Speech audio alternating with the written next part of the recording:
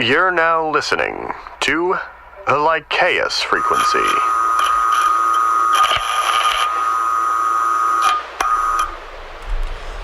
Welcome back to the Lycaeus Frequency.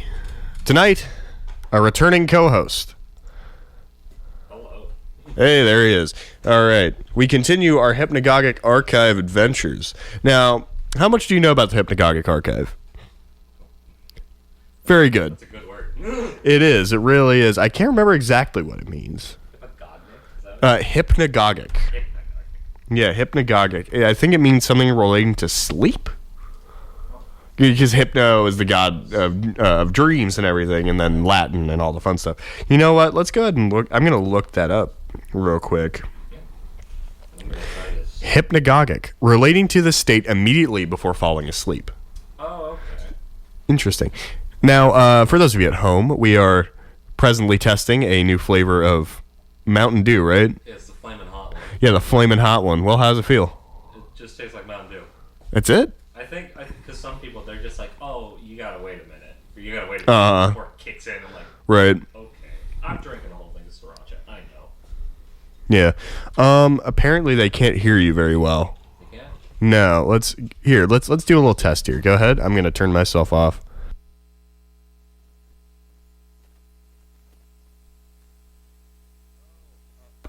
I see what the problem is. Yeah. There it is. We got it. There it is. What'd you do? I just pressed a button. Ah, yes. How are we sounding now? A voice from the ether? That's a great question. I call to you, voice from the ether. How can you hear him? I sure can. Well, we're going to hope you can. Hypnagogic Archive. Last time we read a couple of interesting text files, evening meeting, and an exercise in futility. Tonight, we'll start off with genetic opportunity. Oh. Let's see how long this one is. It's like some Twilight Zone shit. Oh, this is decent. Oh, this is pretty good length. God. We're going to be here for a minute, folks. Holy shit. All right. Cool. The voice from the ether tells us that you are now audible. That is good. That was good. Anything from that Mountain Dew? Nothing. I'm literally nothing. This just tastes like freaking Mountain Dew. Real, like no, not even like a hint of weird flavor. It tastes a little like, I don't know. It just kind of tastes like an kind of Mountain Dew flavor. Okay. I ain't feeling anything yet, but if you hear me like going like, yeah, we'll know. We'll keep y'all posted. Okay. Now, before we get to our reading for tonight, if you have any spooky stories, anything you've seen out in the wide world in which you live that doesn't quite make sense, feel free to send it in. lycaeusfrequency@gmail.com. That's LYCAEUS frequency@gmail.com. Don't forget to spell it right. Now, let's go on to genetic opportunity. This was originally posted to the Minneapolis Jobs Board on May 14th, 1997. Wow. Applicants wanted. Team of highly qualified grads at UM are looking for an applicant. Ideally 20 to 35, stocky, rough build, preferable male, but female will also work given proper conditions. Want spontaneity. Running through on a first-come, first-served basis. We pay handsomely. Message us on our Usenet board, UM Genealogy Team, or respond below. Are on the verge of something, need quick replies, and to be easy on hand, easy to work with. Get back as soon as you can, spaces filling up fast. Here's a response from said post. Oh my god. Hi there. Saw your offer. I have to say I'm tempted. I'm in a bit of a situation right now. My uncle is in the hospital and the whole family is up in arms over his bill. Needs some kind of expensive heart medication before he can go home. Poor bastard's in his chair looking off into the distance. I think if I sign up for your experiment or whatever it is, I'll end it and buy him his medication. I'm not exactly charitable most of the time, but he is my uncle and he's been nice to me, so I figure, hey, what the heck. It's worth going out and putting myself on the line. Name is Derek, 21, so I fit your criteria to a T. I wouldn't say I'm exactly the stockiest guy around, but I did play some ultimate frisbee in high school, so you'd be surprised what it does for the arms. About 170 pounds, 5'9". I don't know if that matters for your purposes, but there you go. As for the fitting in part, I doubt we'll have an issue with that. I work well in team settings. Have participated in one study before when I was 19. We tested skin cream, and I think I did pretty good. Got free samples afterward. Of course, whether I go through with this or not will ultimately depend on how much money you're talking. Uncle's heart medication will cost $700. If possible, would also like a little extra spending cash so I can buy myself something nice. We'll discuss more when we meet. I also took a look at your Usenet board. It's pretty sophisticated. You guys must get some really good funding. Posted the same thing on there too, so be sure to notice. I'm available Tuesday through Saturday, but will be sure to keep my cellular phone on me at all times so I don't miss your call. My number is 612-474-9903. Looking forward to whatever you've got. I'm confident I can handle it. Thanks for the opportunity. Hey there, Derek. Great news. Our team is taking a look at your background, and you check out. We're also sorry to hear about your uncle's heart condition. These days, it seems like everyone's dying of some sort of disease. We hope we can help you. $700 is easily within our range, given the amount of endurance and dedication this study will require. Come over on Sunday. We're in the Fielder building on the second floor. If you have trouble finding it, our receptionist can help you out. We think, given the description you provided, you'll work, but we'll need you to report for a quick interview and subsequent physical examination. Don't worry too much. We've done this with all the applicants. The process will be quick. We can't wait to meet you. Thanks for everything. The receptionist was nice and your staff was very friendly. Also, the upfront payment. Like you said, the process was easy. I can't believe it's over myself. Anyway, how you instructed, I'm going to report the effects every day I take the substance. I'm not sure if this board will work, but if you have any problem with me jotting down the effects here, then just say so and I can record them on my notes or something. I'm going through the checklist you gave me and I'm looking it over. All this paperwork is pretty long, but I think I should be able to get it. If not, I have a lawyer friend who will help me sort through most of it. Your techniques seemed, well, remarkably advanced. I only took some chem and biology in 11th grade, and I've been reading up on this cloning stuff lately, and it really interests me. They cloned that sheep. There are pictures of her and everything. Pretty soon you could get people cloned. Not to say that's appealing or anything, but I would be lying if I said the prospect of having a smaller me around to do chores or whatever isn't kind of neat. It's nice that you people are doing research into that. It could put Minneapolis on the map if you have any sort of breakthrough. Hope your other applicants are doing well, too. I've decided to take the substance after a good meal, like you recommended. The results could be corrupted without nutrients. Tonight, I'm going to make myself a steak with some asparagus, then some ice cream. After that, I'll go upstairs, take a dose, and go to sleep. Need lots of energy tomorrow. Hopefully, none of this will do anything. Your facility had some neat equipment. I especially like that processor you had. Looks top of the line. I guess you need that when your field is genetics, to process all those base pairs and helixes or whatever they're called. Amazing that way. Down, we're just lines of code. If I look down to the cellular level, all those cytoplasms and alleles working in harmony. It's like a little factory down there. The tour you gave me after the procedure was over has me convinced that maybe I should think about attending MU. I've been putting it off, trying to start a restaurant with some starting capital my dad gave me, but maybe college is for me after all. The campus is really nice, good sun, and lots of areas for studying. I'll definitely look into tuition. If any of you know some scholarships that could help me out, refer me to your eligibility board or whatever. Restauranting takes some innovation, and you've always got to stay one step ahead of the competition. So maybe some of your classes could help me out there, especially the food safety one. My cousin works in meat packing, and he says that when the EHOs come knocking, they'll usually find something to complain about. Anyway, that's all I have to say tonight, for the time being anyway. We'll report what happens tomorrow. And again, seriously, thank you for the upfront payment. My uncle is going to feel a lot better. Gotta go downstairs now. Steak smells done. Looks like the next day or something. Okay, I took the substance like you said. 1 dose with water. After that, I reclined on my futon for about an hour, watched some TV. The Pretender was on. It was the season finale, and I didn't want to miss it. I know you said to go to sleep immediately, but 1 hour of TV couldn't hurt. Anyway, I had a dream where I was in a glass building looking at the sky. Then I woke up at around 7 a.m., and I'm writing this around 6 p.m. Dinner tonight is going to be a delivery pizza with a 2-liter of Sprite and then another dose. Might also make myself a side salad. I've been thinking of using your sheet to determine how many calories are in everything, and I think it'll add up. I think I should mention something that happened today. Sundays usually go out and walk around downtown for a while. Not really to buy anything because I'm usually pressed for cash, but there are some nice displays. I got to this one display. I think they had a stereo set in the window, and I was looking at it for about 2 minutes when I noticed my reflection in the glass. It was kind of like my eyes were focused on the setup, and then they snapped back and I saw myself, absent-minded. Something about how I looked didn't look right. I can't place it. It wasn't anything physical, but it was subtle. If I'm not being specific enough, I apologize. Maybe it had something to do with the curvature of the glass. It was also hot out, and the sun was bearing down on me. Maybe I was suffering from heat stroke, although I doubt it because I didn't feel all that hot. My reflection was wrong, somehow.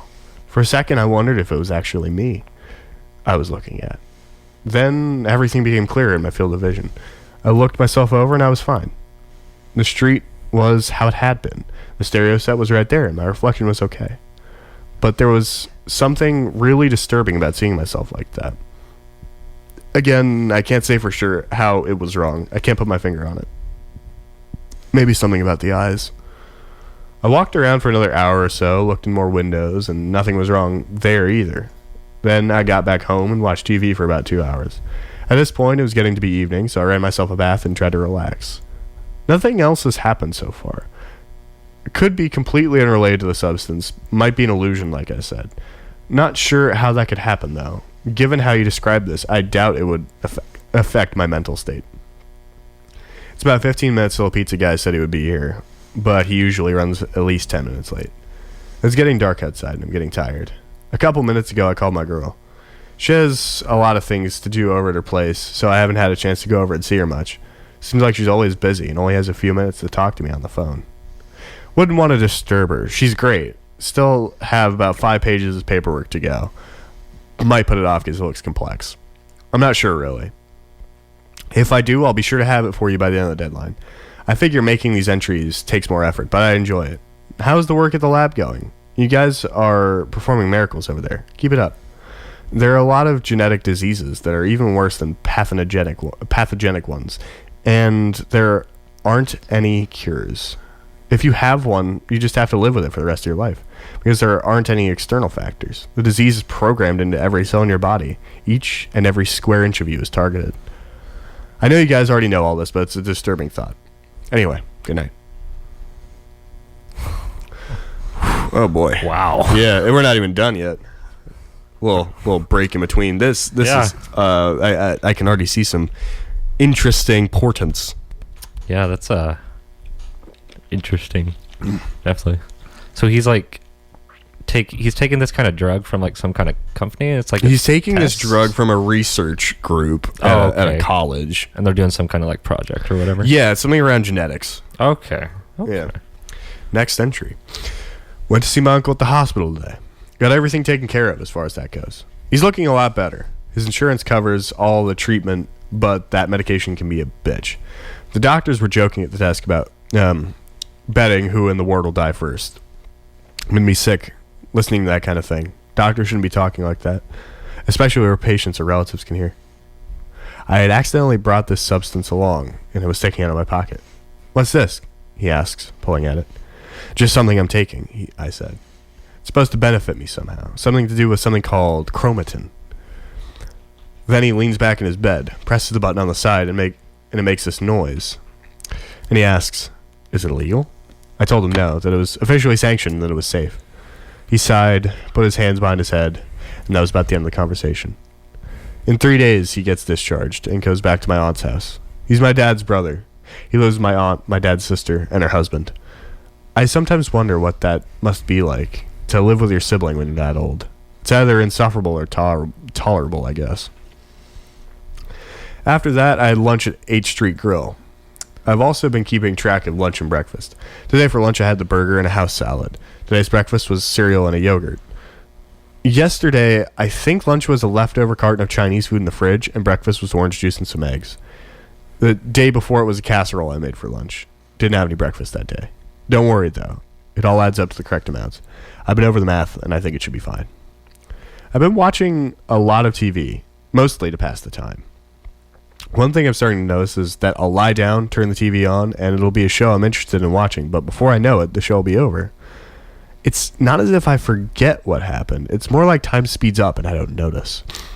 For some reason, this only happens when I'm watching TV. The end credits will be on, and I'll feel like I just watched the theme song, but somehow I remember everything that happened during the episode. If I was just dozing off, I wouldn't know what happened. This has never happened to me before, so I think it's related somehow. It feels like a time warp. The first few times it happened, I was worried, but now I've kind of gotten used to it. I kind of like it.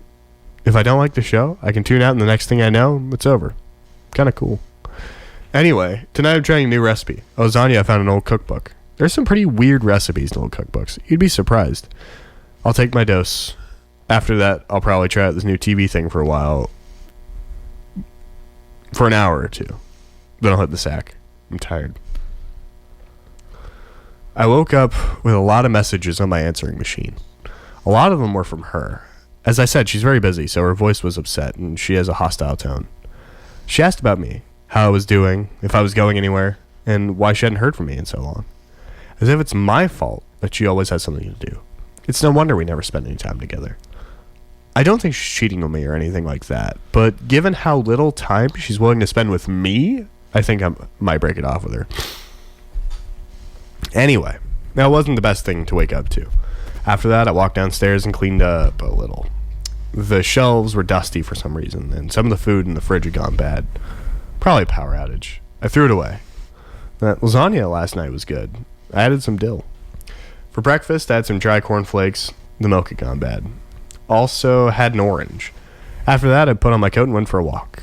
It was nice out. I walked around for 2 hours, just admiring the architecture. After this, I walked around the city center for a while. I remember going to it when I was younger. It's really changed. Looks a lot more modern. Times are a-changin', as they say. I got a turkey sandwich at the food court and a mango smoothie and sat down on a bench, watching the people go by. The cashier looked at me weird when I requested to know how many calories there were, which is a perfectly reasonable question with the diet craze going on these days. Everybody has a right to know how much they're eating. Anyway, I just stared out for a while, looking at all the shops. I noticed a shop I hadn't seen before. It was a coffee shop. I had been to the center about a week ago, and it hadn't been there. There was a boutique instead. The speed with which they renovate these places is pretty amazing. I imagine it takes a huge team to fix everything up and turn it all inside out. I threw my sandwich away, and by the time I got to the doors, it was already closing time. When I went in, it was only about 3 p.m., but I stepped out and the security guard waved goodbye, and it was night. I guess I must have lost track of time. Or maybe it was later than I thought when I got to the city center. But either way, that isn't good for the purposes of this record, which I assume you want to keep for your studies. And you need accurate information. By the time I got back to the house, it was about midnight. I checked the clock. As I write this, it's about 12:15. I'm going to order a pizza and then pass out. So far, nothing has happened except these occasional moments of me completely spazzing out. I remember everything, though, in some way. I can't explain it any more than that. I hope that satisfies you enough. Oh. All right, we got 4 more entries. Here we go. My uncle's funeral was today. When he left the hospital, he seemed to be recovering. Now he's buried. I attended the funeral. My parents called me, and they told me that I better show up or there'd be consequences. I had no idea what they were talking about. Then I checked the computer's internal clock. It's September. Monitors don't lie. September 1997. I went to sleep last night and it was May 1997. I feel like hell. Stomach's a mess from malnutrition. And I looked in the mirror and Jesus, I looked old. If you think smoking can turn you inside out, talk about prolonged periods of unconsciousness. I finally realized how it is. You know when you go to sleep, you start dreaming and the dream is incredibly vivid, right down to the last detail? Then you wake up and you can't remember any of it. Only you should be able to remember it. It was right there in your brain a second ago. And it was such a real experience that it should register in your memory. Only it doesn't. That's how these prolonged blackouts are. I remember them vaguely. Remember eating as well as I could. Shuffling around the house. Going outside maybe once a week to keep my legs active. But the whole time I wasn't myself. I was somebody else. Acting on commands. Basic motor functions to keep my systems running. Might have taken one bath. Now, those months are one giant blur, and I've snapped back to complete awareness. Feeling resembles being shot with a gun. And of course, she's met another guy. I called her, and she told me to fuck off, and that we were over, and that this other guy could treat her better, and that he was great in the sack, and to be frank, I won't miss her all that much. Still sucks, though, to know that there was nothing I could do about it. She says she came over to visit me once, and that my eyes were glazed over, and I was sitting on the couch, mumbling something to myself. The food in the kitchen was, of course, rotten, according to her. Furniture was dusty. She left after maybe 5 minutes. Probably thinks I'm a heroin addict or something now. Maybe I ate some of it while I was out. In this state, there's no way I could tell the difference between something that's rotten and something that's not. Could account for my malnutrition.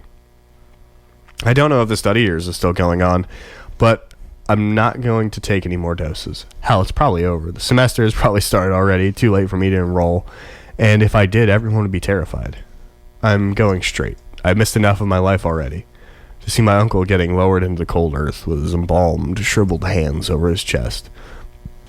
Knowing that for the last 4 months he was living a pleasant life, and that I could have gone over to visit him one last time. If it wasn't for this shit, is enough to convince me to give it up. And you better not ask for the money back either. It's all gone. I guess I've been paying the rent while I was away. Holy shit. What the fuck? Right? The surprises just keep on coming, don't they? The years start coming and they don't stop coming, according to a new song by a band called Smash Mouth. It woke me up this morning on my alarm clock radio, which somehow still works. The thing is filthy. It's fucking 1999, almost a new millennium. Holy shit. I've been like this almost 2 years at this point. Didn't take a dose last night, or I should say 1997. How much of this time was spent comatose sitting around, or I don't know. I better get out the disinfectant wipes from the closet. Wipe all the furniture down before night falls. Because when I sleep, the world completes entire rotations. Time gets a little distorted, doesn't it? Ha ha. Called my parents up. They basically disown me by now. Talk about me like I was dead. Their son on the other side of town never drops by to visit. Always stays home and never comes out. Except very rarely. Neighborhood committees have signed petitions to kick me out. That my house and the stench coming from all this decay is lowering the value of their property. Greedy pricks. I don't know what to say anymore. This shit has ruined my system so that I go into the deep whether I take it or not. It's rewritten me from the ground up like a fucking typewriter, and I can't stop it. It's 4 a.m. and I'm going to stay up as long as I can because while I'm here, I have time to do things, fix things, go around and try to repair the damage. Been sealing cracks in the walls at night, repainting, washing, throwing away the old food. I ordered pizza. It tasted delicious. But it's a different guy now, and they've changed the recipe. I ate it like a pig, and then I took a bath. Don't know how often I've done that. My teeth are starting to hurt. I also ordered a month's worth of groceries to be delivered sometime tomorrow. Can't place confidence in my subconscious because it can't take care of me as well as my normal mind. I can't do everything I do, no matter what the new age gurus say. If anyone reads this, or hell, if someone from the fielder team reads this, just know that I'm trying. That something must have gone wrong, the calories of the exercise or something. And if you know what to do, please help me. I need to find something. I'm staring at the screen and trying to stay awake, reciting things in my head because I know once I slip, I can't get out of it. It'll be over me again. And at that point, who knows what the next time will be? 3 years, 5, I wake up and everyone has tubes in there. The years 2003. And we have Bush Jr. for president. Out of everyone, it had to be him. Makes sense in a sort of way. Went to campus today, spent walking, and got there, and it was hot, and there's people around. So many people, haven't seen this many people in a long time. It's strange talking and seeing, and they avoided me, of course, because who wouldn't? Talking around and knowing what was up, and then get to the building. No building there. It was gone, packed up, and left, huh? Asked guide. Said it was out, had been moved. was gone, and I figure you're all graduated now, winning Nobel Prizes under shiny spotlights. Well, you can't ignore me, can you? Can you ignore this face, sunken eyes, stomach ready to collapse? Nothing but a bare field, a bare lot now. Some people talking on it maybe never existed. Who's to say I'm crazy and it was all a dream? Babblings of an insane person. Don't mind me, my head is about to explode. House is such a mess. God damn! It's kind of poetic now.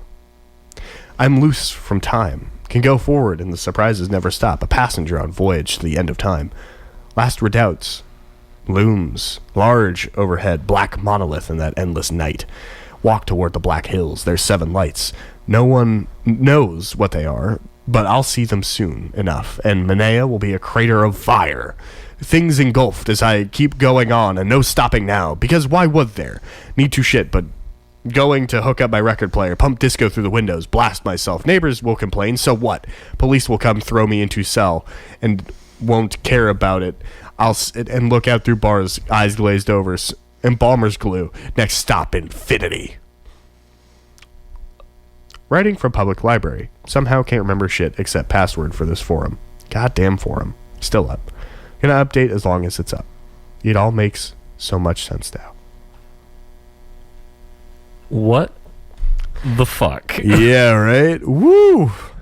This motherfucker went from 97 to 2003. That's got to be weird. That's rough, man. That's 6 years. Yeah, you got to go from freaking Clinton to Bush. That's rough. Woohoo! Yeah. Oh, man. Yeah, it's like, yeah, I guess that's just like sleeping through Obama and then waking up to Biden. Yeah. I guess time-wise, it's kind of like that. That's weird. Right? Oh, my God. It's like, wait, his vice president's the president now? What's going on? Jeez. Yeah. It's pretty funky. That is nuts. Yeah, untethered from time. That's pretty cool, actually. That is cool. It's like, that's kind of a neat concept. I mean, the mind deteriorates as time begins to disappear. Anyways, there was a picture at the top of this. Oh, was there? I didn't see it. Oh, that's nice. It's a pair of eyes. That's nice. I like it. Blue, piercing eyes. And the rest of the screen is black. With what looks like a red square around it. It's hard to tell. I can't tell from here. Yeah. I don't know. It's certainly Ominous. Yeah, definitely ominous. However, as ominous as it is, I think we'll give you listeners, I should say, a little bit of a break from whatever that intensity was with a short musical interlude. So, let's see. What are the whales singing tonight, Mikey? It's a great question. I was going to say a really bad... You know what? Since I heard Smash Mouth, I think we should do a little bit of All-Star. You know, just a smidge of All-Star. Just a taste of it. All right. Well, you heard the man. The whales are singing All-Star tonight. So, we'll be back after Smash Mouth All-Star.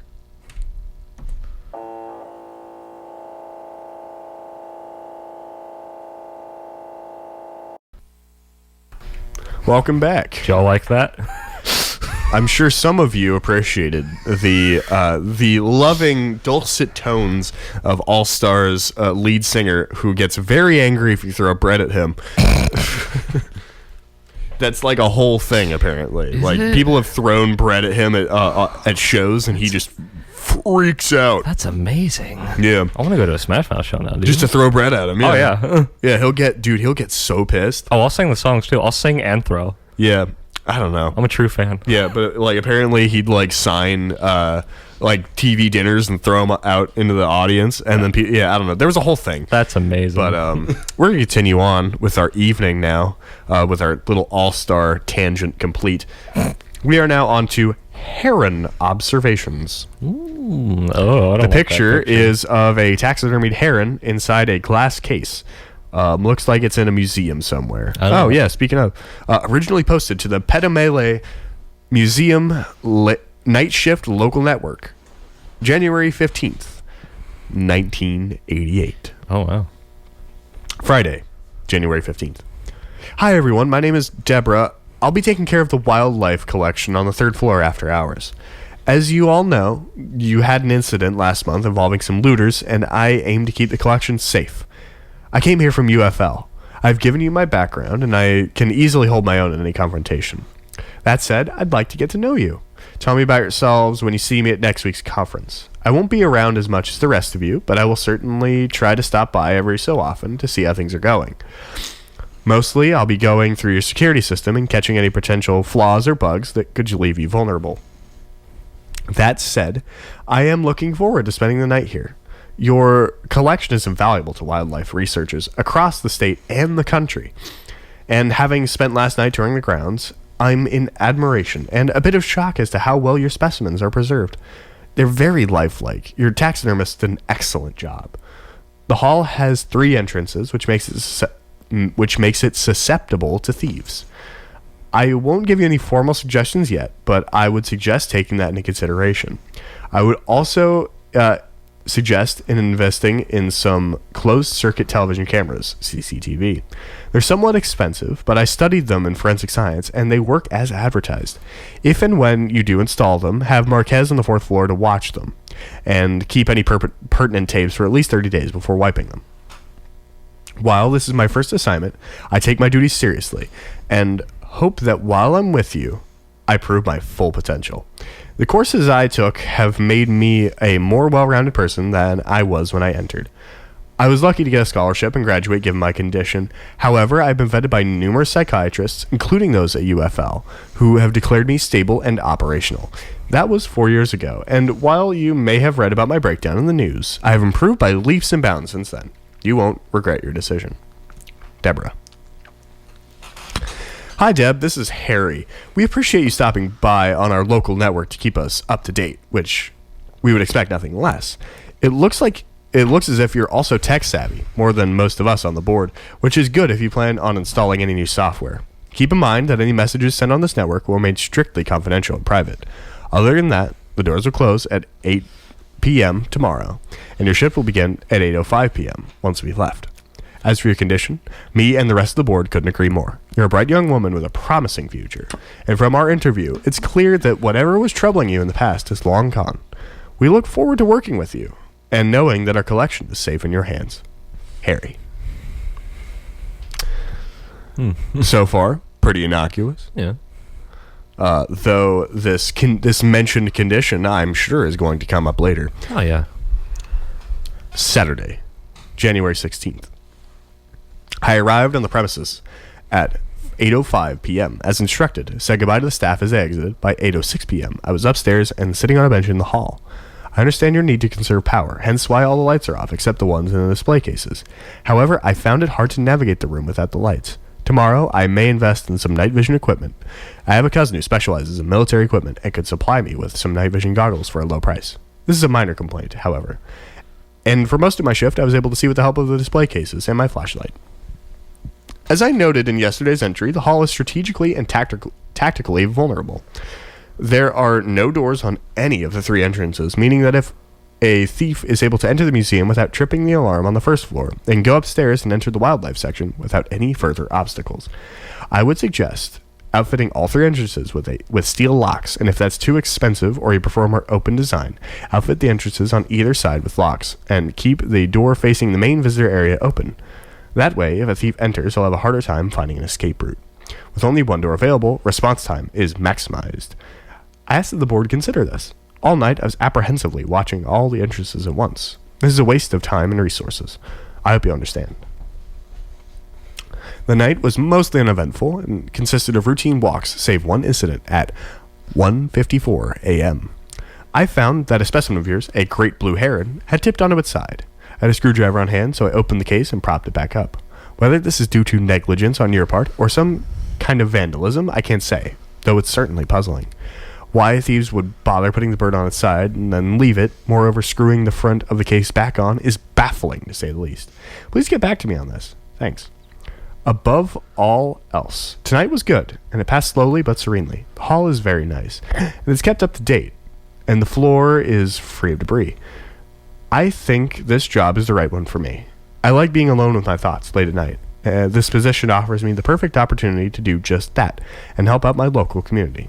That's all currently. Deborah. Hi, Deb. This is Marquez from the 4th floor. I saw you at your interview, and you're great. You have a nice personality. Maybe we could go get a drink sometime, when you're available, of course. I envy you, because the Wildlife Collections is the pride of our facility. I'm stuck up here watching the rock exhibit, and sure, rocks are nice and all, but until you were hired, I took care of the 3rd and 4th floors, while Neil took care of the 1st and 2nd floors. I guess it makes more sense to split the floors up, because when the looting happened, I was up on the 4th floor. Never really went down to the hall anyway. I'm glad I wasn't fired, but seeing the broken glass everywhere and the seal gone really upset me. I feel like it was my fault. That if I had been down there, I could have caught the guys before they got out. Now they'll probably dress the seal up in stupid clothes or something. Anyway, I feel like an idiot. Just thought I would stop by to say hi, mostly. That thing you mentioned about the heron being tipped on its side is weird. Negligence wouldn't do that, because I talked with our taxidermist, and he always bolts the specimens out on their stands to keep them in the correct position. Anyway, that's all I had to say. I'm still getting used to this network. It's pretty impressive. Marquez. Sketchy. Yeah. Deborah. I'm afraid I concur with Marquez.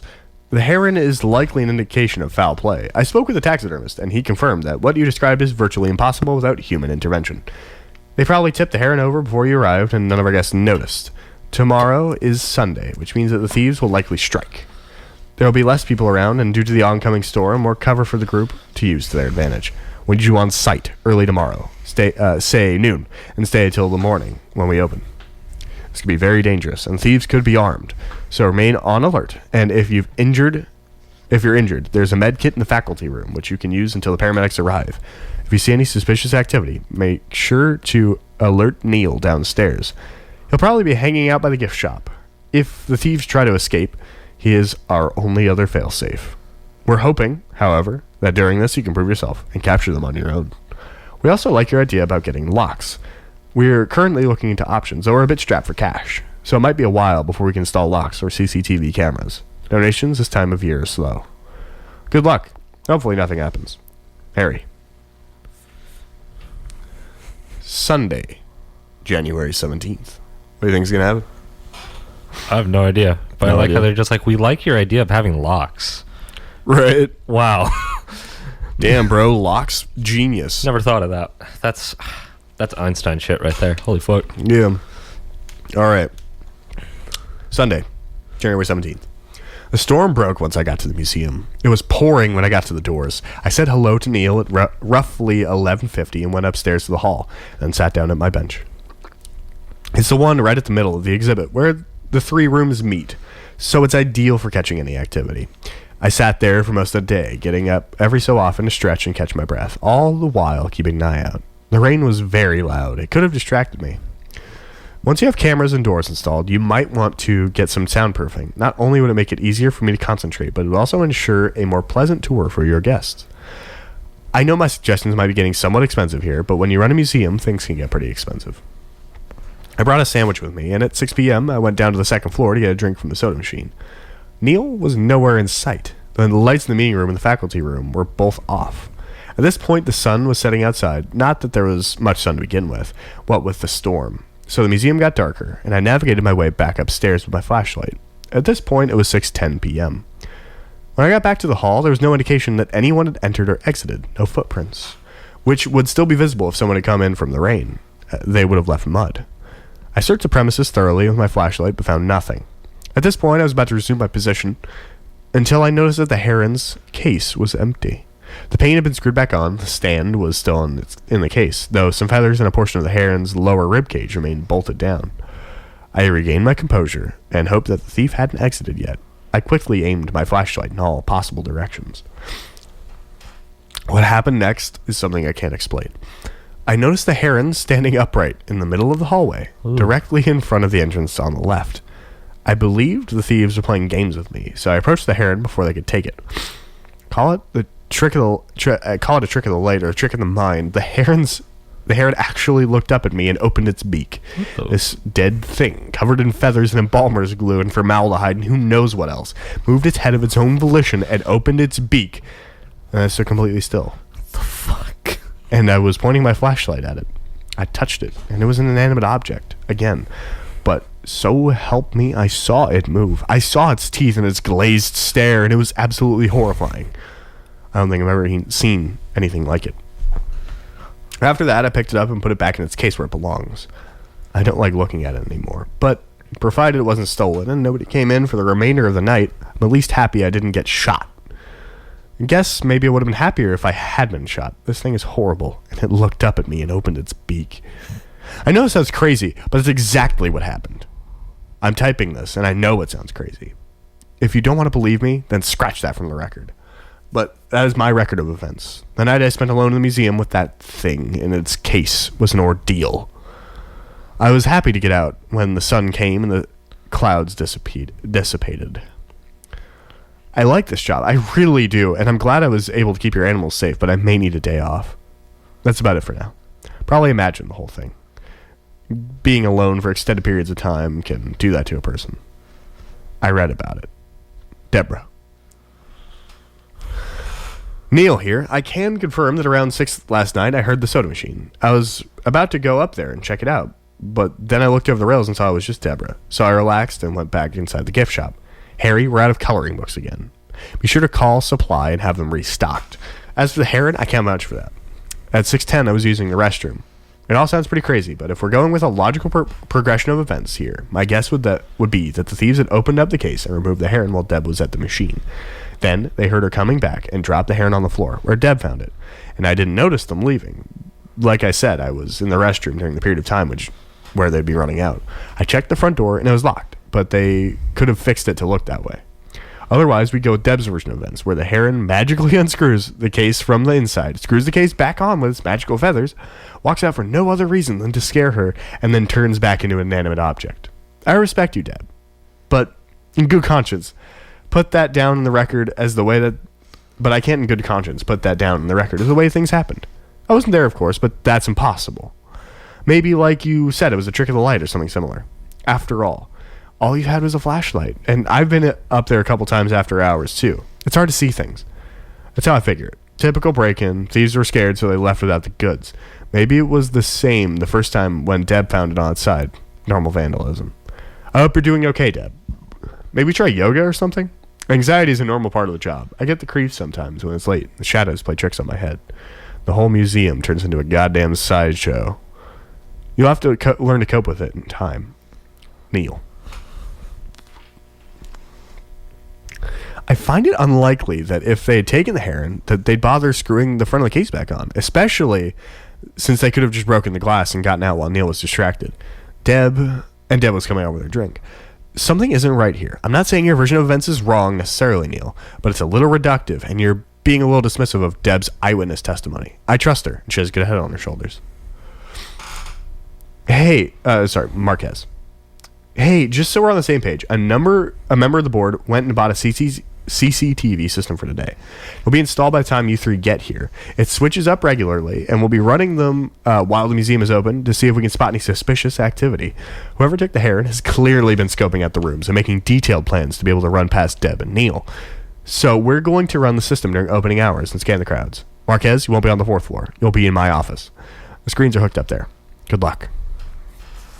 Deb, I can't believe you when you say the heron looked at you. Dead animals don't do that. I'm not going to mention that in my report to law enforcement. Just going to mention that there's been some suspicious activity. No looting. Are you sure you'll be able to handle your shift tonight? Is this getting too stressful for you? If you want, I can offer you an absence. Heck, maybe even a paid leave. If there's anything you want, don't hesitate to let me know. We all get overworked sometimes. Harry. No, but thanks for the offer. I'll be there tonight. Deborah. Monday, January 18th. Up here in the control room. You did a good job, Harry. We have live feeds of the gift shop, the wildlife hall, the rock exhibit, and the staff rooms, plus some hallways. Wow, if we got more of this, it could practically replace my job and I wouldn't have to walk around anymore. It's amazing. Like Deb instructed, I'm going to keep the tapes for 30 days before wiping them with new footage. Come over every recording for anything important. And every 120 minutes, I put a new tape in. The museum is packed today. It's like, where's Waldo in here? I didn't even know that one. My niece is really into it. Anyway, there are a few guys who go around the wildlife hall. Look around. They look kind of shifty, but I don't think they're up to much. It Also, doesn't seem like they're working in tandem, which is what we would expect. Multiple guys want to open the case and want to steal the bird. There's also a lady leaning against the wall on the second floor and looking from side to side. Looks kind of guilty, but she's probably just sightseeing. Hard to tell with all these crowds moving around. We'll keep you posted if I notice anything else. Marquez. Taking a few minutes off to write this in the faculty room. Deb called me up a while back to look at something. Once again, she seems on edge. It's not as rainy tonight, but it's not exactly the most peaceful conditions outside. And in addition to that, I'm actually starting to believe her.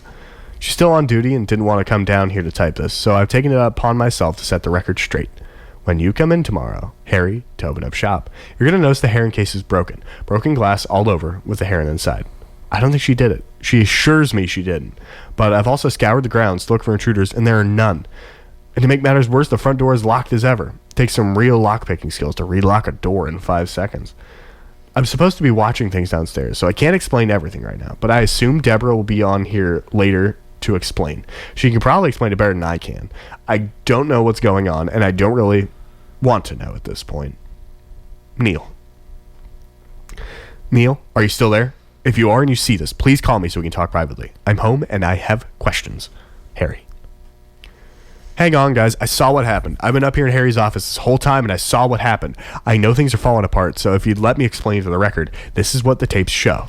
At 11:23 p.m., Deborah is sitting on her bench in the middle of the hall. At this point, she hears a noise or something in the direction of the heron, so she goes to check it out. We don't have a camera installed over the heron's cage, unfortunately. All we have is one over the middle of the exhibit, but even so, it has a pretty wide range. So she comes back a little later at about 11:30, and she's kind of staggering forward as if she's injured, but there's no blood. She goes to the main entrance, I assume calling Neil up, and then they both walk back in and go toward the heron. Then they start fighting, and he walks out. Right now, at 11:34 p.m., she's sitting on the bench in there, not moving. Like I said, I didn't see any blood, but I could be wrong. Could be in shock. Whatever she saw was serious. I may have missed something on here because I've got to hurry and see if she's okay. We'll report back in a little. And Harry, you can play the tape back if you don't believe me. That's exactly how it happened. Marquez. Jesus. Oh boy, this is a fucking long one. All right. This shit's like Child's Play meets freaking Night at the Museum. Right? Ooh. Yeah. Hello. I feel like I owe everyone an apology. Marquez talked to me for a while to make sure everything was okay and walked me down to the faculty room to write this. Set your mind at ease. Harry, I don't know if I can do this. What happened here tonight has got us all scared out of our minds. Neil is back in the corner, being Neil, looking out the door every so often. We seem safe. There isn't anyone outside. This is what happened. I don't know if you'll believe me, Harry, but this is how it happened.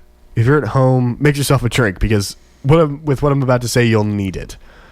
I got here at about 8 p.m. Walked up to the exhibit, saying hi to Neil as I came in. He was apprehensive, but I told him I'd be fine. This time I brought some wires and a spring-based mechanism.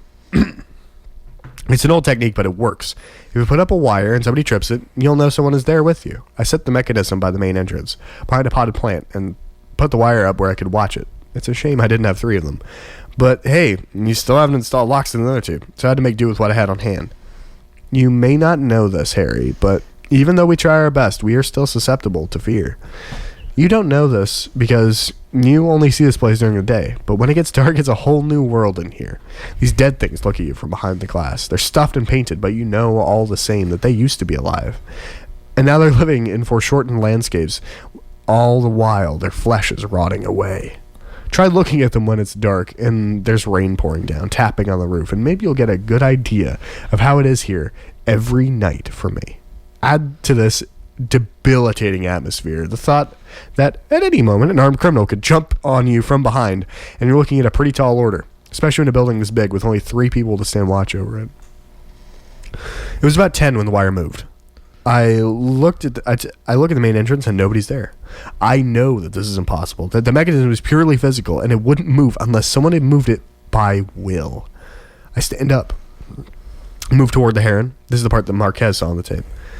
My feet feel like lead. Whether it's because I'm scared of the bird or scared someone will take it is insignificant. Really, the fact that the wire is moved and nobody moved it. So I get up and I walk toward the case. And sure enough, the heron is out again. And the glass is staring at me, blank and unbroken. And the emptiness of the area is really starting to get to me. I'm sweating bullets by now, knowing that the thing could be in here with me. not only in here, but out of its case. I turn around and it swoops right by me. Its wing gets real close to my face. At this point, I fire off a load of bullets. 3, I think. The thing keeps flying at me. It goes back, and then it comes right towards my face, making this horrible sound. Its talons ready to pull my hair out. I shoot it again, twice. It falls to the floor and twitches as it lies there. At this point, I noticed that one of the first 3 shots broke the heron's case. The other 2 got lodged in the ceiling. That's the point where I leave the thing on the ground, where it is, and go get Neil. That's how it happened, Harry. Verbatim. I shot the fucking thing. It attacked me, and when Neil and I got back to the exhibit, it was back in its case. Probably walked back and sat on the goddamn perch all by itself. If you don't believe me, then I'm sorry, but it's my job to report what goes on, so you better fucking believe it. I can tell Neil doesn't believe me. The smug bastard is back there chewing his fingernails, but something is very wrong with this bird. Its eyes are full of malice. It makes my shift an unsafe work environment. There are no criminals, Harry. Just a possessed dead thing that wants to kill me. Please get rid of it. Please. Deborah. She's lying through her teeth, Harry. I tell you, as a trusted and long-term employee, I can tell when someone's lying. You know how many people I've busted trying to sneak merchandise out of the gift shop? The bitch just walked outside to clear her head. Harry, how do we know that's not an excuse? She could be in league with the criminals right now. I'm not going to fucking call you, Harry. If you want me to put her away, tell her to leave and never come back here. I can do it. Just tell me what you want and I'll do it. I know she's lying because of one simple fact. Before she came down to get me, I heard no gunshots. None. Entire place was silent as a tomb. Now, if I had heard shots, I would have immediately rushed upstairs to check things out and get myself in the action. Your office, where Marquez was, is soundproofed. And besides that, he probably had headphones on too. But I had none. 1 minute, everything was quiet. And the next minute, she's running down the stairs toward me, screaming her head off. A big emotional mess. I was at the juice bar. I haven't seen her gun yet. She probably won't let me look at the evidence because she's guilty as sin and she knows it. But if I did, I know what I would find. 6 bullets and not a single one fired. Because this is no possessed bird. It's all in her head, Harry. The woman isn't right in the head. Anyone can see this from a mile away. Her eyes are crazy. She gives me the fucking creeps. Insane. What I say happened is, she had a panic attack, went schizo mode, and broke the glass with her bare hands. Now she's making this story about the bird to cover herself. The glass is thin enough to break with her hand. Or she could have pulled her gun out. Probably wouldn't have heard all that all the way downstairs. But you can bet your ass it would have heard gunshots, Harry. There weren't any. She's insane. That's all there is to it. Neil. Jesus. There'll be no need to check her gun, Neil. I've dialed the sheriff's office up and they should be there in a few minutes. I'm driving there myself and I should be there by 4. Hopefully we can get this all under control before we open. I believe you, Neil. Deborah is a danger to herself, and we shouldn't have trusted her. The police will be combing the woods for her. She's probably escaped, and within a week, posters of her will be up. The sheriff told me that she's a repeat offender, that she's been known to take antipsychotics under the table. I wish we had vetted her background a little more, but everyone makes mistakes.